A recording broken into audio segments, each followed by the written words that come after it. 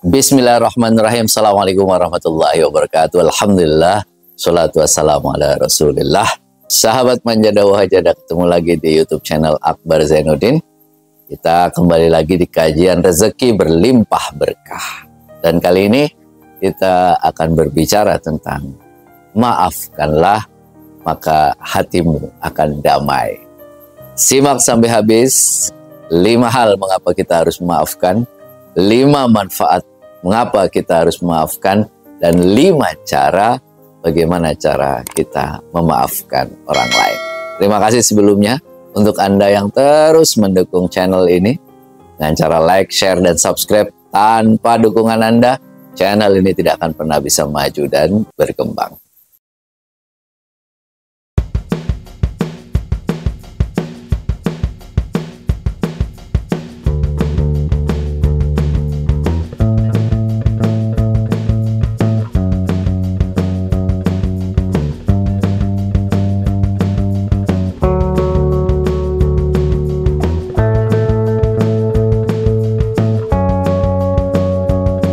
Ahlan wa sahlan. Sahabat Manjada Wahajada, memaafkan itu memang mudah diucapkan, tapi tidak mudah dilakukan. Pak Akbar, saya masih sakit hati saya. Sakit banget. Sampai di ubun-ubun, sampai di ulu hati, sakit yang susah untuk diobati. Luka itu begitu mendalam, bagaimana saya bisa memaafkan? Apalagi para sahabat sekalian, kalau kita disakiti, dizolimi, dikhianati, diselingkuhi dengan orang-orang yang terdekat kita, itu jauh lebih susah untuk kita bisa memaafkan. Karena kita percaya dengan mereka, tapi kemudian mereka mengkhianati kita. Kepercayaan itu yang membuat kita dalam terlibat, tapi kemudian akhirnya menjadi kekecewaan yang luar biasa. Pertanyaan saya, sampai kapan kita akan memendam amarah? Apakah sampai seumur hidup kita? Amarah ini yang membuat kita selalu gelisah. Dendam ini yang membuat kita tidak bisa tidur. Dendam ini yang merenggut kebahagiaan kita, ketenangan jiwa kita. Kita berhak bahagia. Kita berhak damai dalam hidup ini. Dan itu dimulai dari diri kita.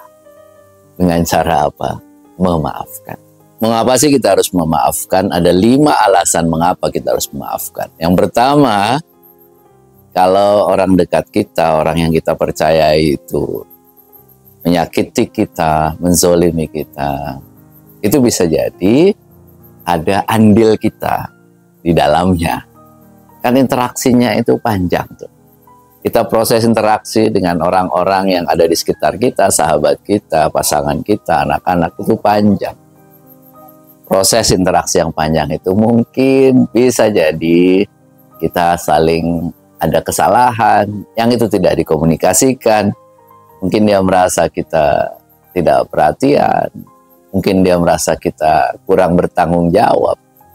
Yang akhirnya kemudian dia kecewa. Kekecewaan yang lama dipendam, akhirnya kalau dia tidak kuat memendam itu, akhirnya melampiaskan itu dengan menyakiti kita. Walaupun tetap saja itu sebenarnya tidak boleh, tapi selalu ada interaksi sebelumnya, pasti ada sebabnya. Yang kedua, manusia itu tempat salah dan lupa. Kita harus ingat bahwa kita juga bisa jadi pernah berbuat salah, bisa jadi pernah berbuat lupa, bisa jadi pernah menyakiti orang lain, bisa jadi pernah menyakiti orang-orang yang terdekat kita, pasangan kita, anak-anak, orang tua. Dan kita tidak pernah tahu seberapa banyak mereka sudah memaafkan kita, seberapa banyak mereka itu sudah memahami kita. Seberapa banyak mereka itu menurunkan ego mereka untuk mengerti kita. Jadi sama-sama sebenarnya kalau kita memaafkan, bisa jadi sebelumnya mereka sudah banyak memaafkan kesalahan-kesalahan yang sudah kita lakukan. Bisa jadi nanti kita akan berbuat salah, berbuat lupa, khilaf, yang itu menyakiti hati orang lain. Yang itu akhirnya kita meminta untuk permakluman, mohon dimaklumi, mohon dimaafkan. Karena satu kesalahan yang kita buat yang menyakitkan mereka. Jadi saling memaafkan, itu akan menjadi satu hal yang sangat baik sekali. Yang ketiga, memaafkan itu bukan berarti melupakan kesalahan mereka. Kesalahan mereka tetap ada dan tetap itu terjadi. Bukan berarti membenarkan kesalahan mereka, tapi memaafkanlah cerita yang berbeda. Memaafkan itu kita memandang sesuatu dari sisi yang berbeda. Memaafkan itu adalah bagaimana memandang hikmah di balik semua peristiwa. Pasti ada hikmah di balik semua peristiwa. Pasti Allah itu sudah izinkan semua peristiwa itu terjadi pada kita, pasti ada hikmahnya. Dan yang keempat, Allah itu Maha Pengasih, Maha Penyayang, Maha Pengampun. Sifat Allah itu adalah Ghafur, banyak sekali, Ghafurur Rahim, Maha Pengampun, Maha Penyayang. Banyak sekali ayat-ayat Allah yang menunjukkan bahwa Allah itu Maha mengampuni dosa-dosa kita. Kalau kita ingin diampuni dosa-dosa kita dengan Allah, mengapa kita tidak mengampuni, memaafkan kesalahan orang lain? Dan yang kelima, ini mungkin yang paling penting, bahwa memaafkan itu bukan untuk kepentingan orang lain. Bukan untuk kepentingan dia, bukan untuk kepentingan orang-orang yang menyakiti kita. Memaafkan itu untuk kepentingan kita. Biar hati kita lebih plong, hati kita lebih damai. Anda berhak untuk bahagia. Anda berhak untuk mempunyai ketenangan dalam hidup. Anda berhak untuk mempunyai kedamaian dalam hidup. Jadi jangan biarkan hidup kita itu terganggu karena dendam kita. Jangan biarkan hidup kita ini terganggu karena kemarahan kita. Jangan biarkan hidup kita menjadi sengsara karena kita memendam amarah yang tidak akan ada habisnya. Lalu apa manfaat memaafkan untuk diri kita? Ada 5 manfaat memaafkan untuk diri kita. Yang pertama, membuat hati kita damai. Bukankah ini rezeki yang paling hebat dalam hidup kita? Hati kita damai, hati kita tenang, hati kita, jiwa kita menjadi lapang, plong. Salah satu caranya yang paling hebat itu adalah dengan memaafkan. Memaafkan sekali lagi bukan untuk orang lain. Memaafkan itu adalah untuk diri kita sendiri. Kalau kita masih membawa dendam, membawa amarah, itu hidup kita itu seperti memikul sebuah beban yang sangat berat dalam hidup kita. Membawa beban itu sepanjang hidup kita. Kaki kita seperti diikat rantai dendam dan amarah yang tidak pernah berhenti, tidak pernah selesai. Ketika itu terjadi, maka hidup kita tidak akan pernah tenang. Jiwa kita itu akan selalu dipenuhi dengan amarah, dipenuhi dengan dendam. Kita dengar namanya aja, udah langsung bergejolak. Jiwa kita, batin kita, jantung kita berdegup kencang. Yang paling membuat berpotensi untuk menyebabkan kita sakit fisik itu adalah amarah kita. Kita ini berhak untuk hidup tenang, kita berhak untuk hidup nyaman, kita berhak untuk bahagia. Kalau kita masih memendam amarah, memendam dendam, kapan kita akan bahagia? Ayo, maafkan agar kita bahagia. Bukan untuk orang lain, tapi untuk diri kita. Sahabat Manjada Wajada, manfaat kedua dari kita memaafkan orang lain adalah kita akan diampuni dosa-dosanya oleh Allah Subhanahu wa Ta'ala. Bukankah kalau diampuni dosa-dosa kita, itu akan menjadikan kita lebih bersih, lebih sehat, hidup kita akan mendapatkan rezeki yang berlimpah ruah. Surat An-Nur ayat 22. A'udzu billahi minasyaitonir rajim. Walyafu walyasfahu wa la tuhibbuna ayyghfirallahu lakum wallahu ghafurur rahim. Hendaklah mereka memaafkan dan berlapang dada. Bukankah kalian menginginkan agar Allah mengampuni dosa-dosa kalian? Sesungguhnya Allah Maha Pengampun lagi Maha Penyayang. Surat An-Nur ayat 22. Allah aja mau mengampuni dosa-dosa kita. Allah itu benar-benar membuka pintu maaf, pintu ampunan itu seluas-luasnya. Masa kita sombong, menyombongkan diri, melebihi Allah. Allah aja Maha Pengampun. Kok kita tidak mau membuka, melapangkan diri kita untuk memaafkan. Ayat ini dikuatkan oleh hadis Rasulullah Sallallahu Alaihi Wasallam riwayat Ahmad. Irhamu turhamu waghfiru yughfar lakum. Sayangilah orang lain, niscaya Allah akan sayang pada kalian. Dan maafkanlah orang lain, niscaya Allah akan mengampuni dosa-dosa kalian. Ini hadis yang sudah jelas-jelas menunjukkan kalau kita memaafkan orang lain, maka Allah akan ampuni dosa-dosa kita. Maka kalau kita banyak dosa, salah satu cara adalah dengan memaafkan orang lain. Manfaat ketiga, kalau kita memaafkan orang lain adalah mendapatkan pahala yang sangat besar. Memaafkan itu adalah perintah Allah yang kalau kita lakukan pahalanya sangat besar. Pahalanya surga. Salah satu amalan yang membuat kita masuk surga adalah memaafkan orang lain. Rasul Shallallahu Alaihi Wasallam bersabda, "Man afa an madlimatin, banallahu lahu baitan fil jannah." Barang siapa yang memaafkan suatu kesalahan, maka Allah akan membangunkan baginya rumah di surga. Hadis riwayat Tirmizi. Ini menunjukkan bahwa memaafkan itu pahalanya besar. Kenapa pahalanya besar? Karena memang tidak mudah. Hanya orang-orang yang berlapang dada, mau menurunkan egonya, itu yang bisa memaafkan.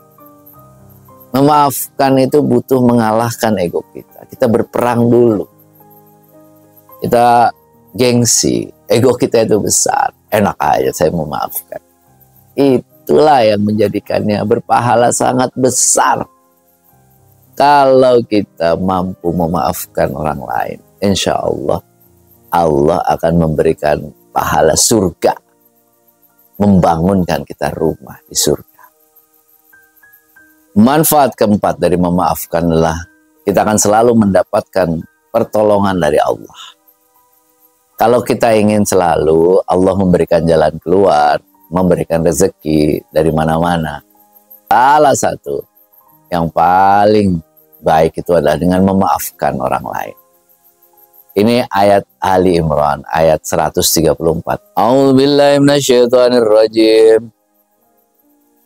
Alladzina yunfiquna fis-sarra'i wad-dharra'i wal kadhiminal ghaidha wal 'afina 'anil nas wallahu yuhibbul muhsinin. Yaitu orang-orang yang menginfakkan hartanya pada saat lapang dan sempit dan menahan amarahnya dan memberi maaf kepada manusia. Sungguhnya Allah menyukai orang-orang yang berbuat baik. Ini ayat 134. Ini sambungan dari ayat sebelumnya, ayat 133. Ali Imran, bersegeralah untuk mendapatkan pertolongan Allah dan jannah dan surga yang luasnya langit dan bumi yang disediakan untuk orang-orang yang bertakwa. Orang yang bertakwa, 3 tandanya. 1, berinfak pada saat lapang dan sempit. Yang kedua, menahan amarah. Yang ketiga itu adalah memaafkan orang lain. Memaafkan orang lain akan mendekatkan kita kepada takwa. Dan apa yang terjadi kalau kita bertakwa itu adalah akan selalu diberikan pertolongan oleh Allah, diberikan jalan keluar. Apapun masalah kita, apapun kesulitan kita, Kalau kita bertakwa, Allah akan kasih jalan keluar. Dan wa yarzuqhu min haitsu la yahtasib, memberi rezeki dari arah yang tidak terduga-duga. Dan cirinya apa? Salah satunya itu adalah memaafkan orang lain. Ini kan selalu mendekatkan diri kepada Allah. Mendekatkan diri kepada Allah memang butuh perjuangan. Dan perjuangan untuk memaafkan itu perjuangan melawan diri kita sendiri. Melawan diri kita. Perjuangan yang tidak mudah. Tapi kalau kita bisa lakukan, Allah akan muliakan kita. Allah akan tolong kita. Setiap masalah Allah akan kasih jalan keluar. Kasih rezeki dari arah tidak terduga-duga. Karena itu tanda-tanda takwa. Maka hidup kita, ayo. Kalau kita ingin rezeki kita dimudahkan, kalau kita ingin selalu dikasih pertolongan oleh Allah,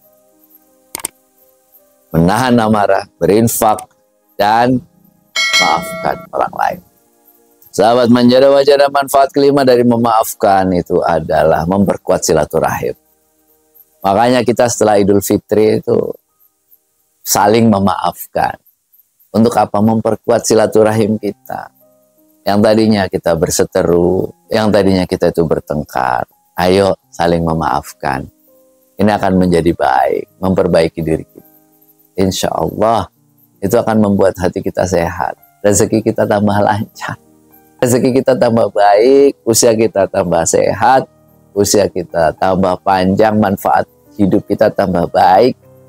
Kenapa? Memperkuat silaturahim kita. Memaafkan itu akan memperkuat silaturahim kita. Jangan sampai rezeki kita itu tersumbat gara-gara kita menahan dendam, tidak mau memaafkan orang lain. Maafkan, maafkan, maafkan. Insya Allah, Allah akan membuka rezeki kita, membuka pintu-pintu silaturahim.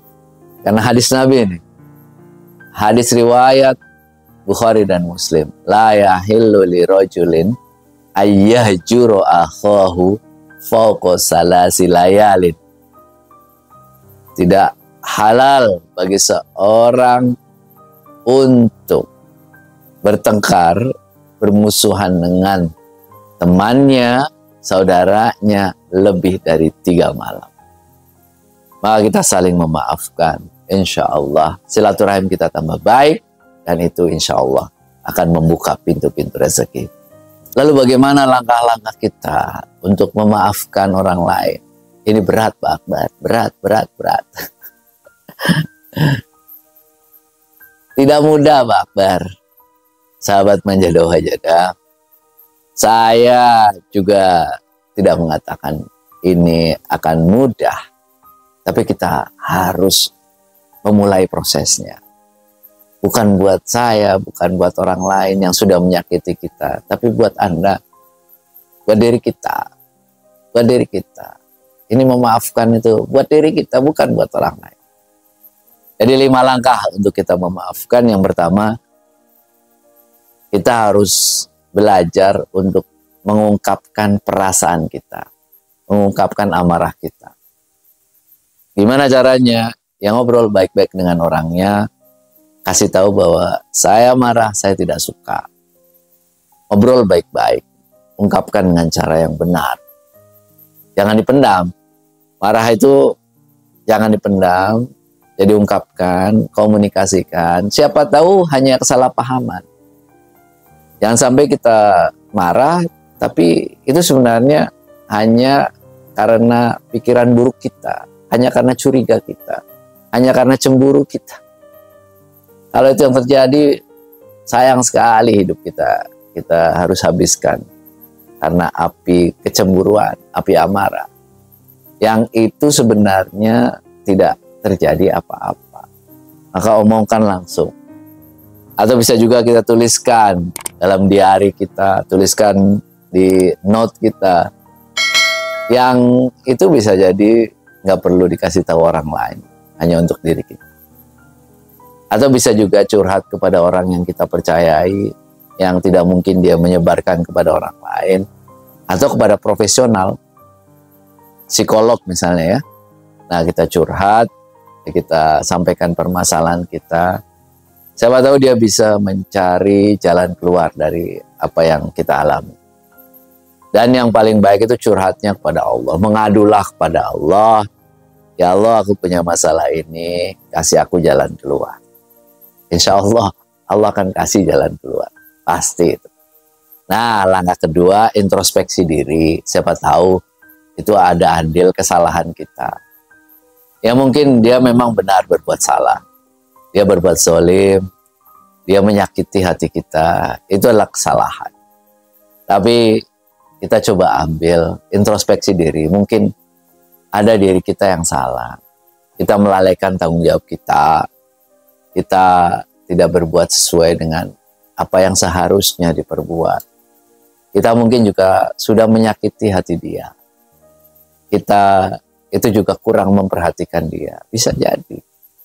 Ada timbal balik. Ada namanya hukum tarik-menarik. Law of attraction. Nah, itu kita introspeksi diri sehingga membuat kita menjadi lebih sedikit mengerti. Paling tidak lebih memaklumi bahwa ini terjadi bukan hanya semata-mata karena kesalahan dia, tapi ada juga andil dalam diri kita. Langkah ketiga yang bisa kita lakukan itu adalah ambil hikmah. Setiap peristiwa itu selalu ada hikmah. Lihat sisi baiknya. Sisi baiknya mungkin kita bisa memperbaiki hubungan kita. Hubungan kita perbaiki.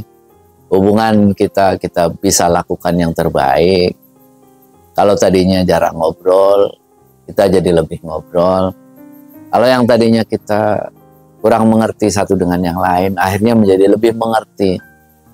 Akhirnya kita lebih tanggung jawab. Akhirnya kita lebih perhatian. Nah, itu ambil hikmah. Selalu ada hikmah di balik semua peristiwa. Jadi semua orang pernah melakukan kebodohan, semua orang pernah melakukan kesalahan. Ya sudah, maafkan saja.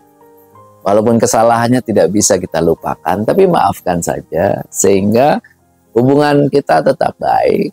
Hubungan kita itu tetap jaga silaturahim. Kita akan menjadi lebih tenang.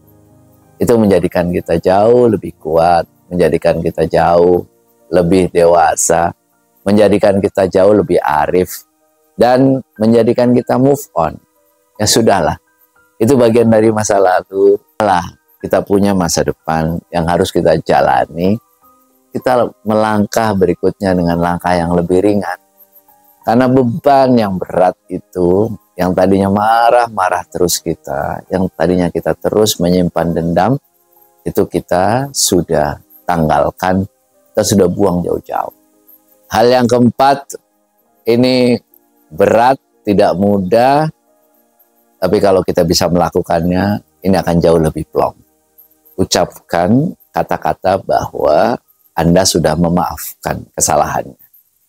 Aku sudah memaafkanmu, aku sudah memaafkan semua apa yang sudah engkau lakukan yang itu menyakitiku.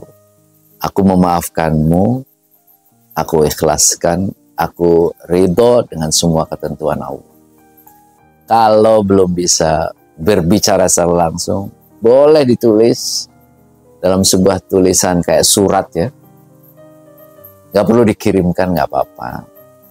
Hanya untuk menuliskan, mengungkapkan bahwa kita sudah memberi maaf. Itu insya Allah, kalau kita dalam pikiran kita, dalam hati kita sudah memberi maaf, lalu kita sudah ucapkan, hati kita akan menjadi lebih tenang, lebih plong, lebih damai. Dan langkah terakhir itu adalah serahkan kepada Allah. Hasbunallah wa ni'mal wakil, ni'mal maula wa ni'man nasir. Cukuplah Allah sebagai pelindungku. Ya Allah, Engkau tempat aku berlindung. Engkaulah tempat aku meminta pertolongan. Engkaulah tempat aku bersujud. Engkaulah tempat aku berharap. Jadi kita serahkan semuanya kepada Allah. Bersujudlah panjang-panjang. Tuangkan semuanya. Serahkan semuanya. Kita sudah berusaha sekuat yang kita bisa. Tapi Allah yang menentukan semua kehidupan kita. Maka serahkan semuanya. Allah tahu yang terbaik buat kita. Insya Allah, Allah akan memberikan jalan keluar yang terbaik. Jadi 5 langkah untuk kita memaafkan orang lain. Pertama itu adalah ungkapkan amarah dengan cara yang benar. Yang kedua adalah lakukan introspeksi diri. Siapa tahu ada andil kita. Yang ketiga itu adalah ambil hikmah dari semua peristiwa. Karena selalu ada hikmah. Semua sudah benar adanya. Dan yang keempat, ucapkan kata-kata bahwa Anda sudah memaafkan orang lain. Akan lebih baik kalau Anda mendoakan yang baik-baik buat dia. Dan yang kelima, itu adalah serahkan semuanya kepada Allah. Ya Allah, mudah-mudahan Engkau selalu memberi jalan keluar dari setiap permasalahan kita. Allahumma rzuqna makhraja.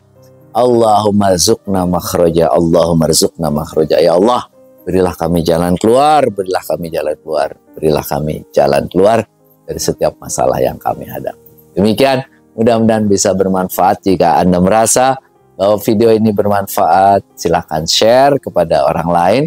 Karena kalau kita share dan mereka mendapatkan manfaat, Anda juga mendapatkan pahala sama seperti orang yang melakukan kebaikan itu.